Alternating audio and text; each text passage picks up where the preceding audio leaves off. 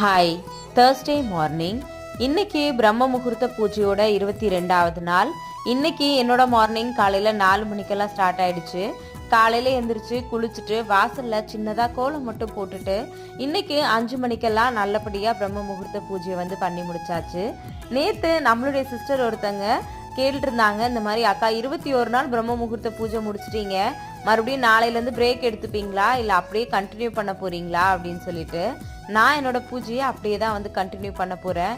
இந்த தடவை 108 நாள் அந்த மாதிரியெல்லாம் இல்லாமல் எப்போ ரெகுலராக பண்ணுற மாதிரி இது என்னோட ரொட்டீனாகவே எனக்கு மாறிடுச்சு. பிரம்ம முகூர்த்த பூஜை பண்ணிவிட்டு என்னோட டேவை ஸ்டார்ட் பண்ணும்போது நிஜமாவே ரொம்ப மனசுக்கு சந்தோஷமாக இருக்குது. இன்னைக்கு யாரெல்லாம் பிரம்ம முகூர்த்த பூஜை பண்ணுறீங்களோ எல்லாருடைய வேண்டுதலும் சீக்கிரமாகவே நிறைவேறணும் அப்படின்னு சொல்லிட்டு நானுமே எல்லாருக்காகவும் ப்ரேயர் பண்ணியிருக்கேன்.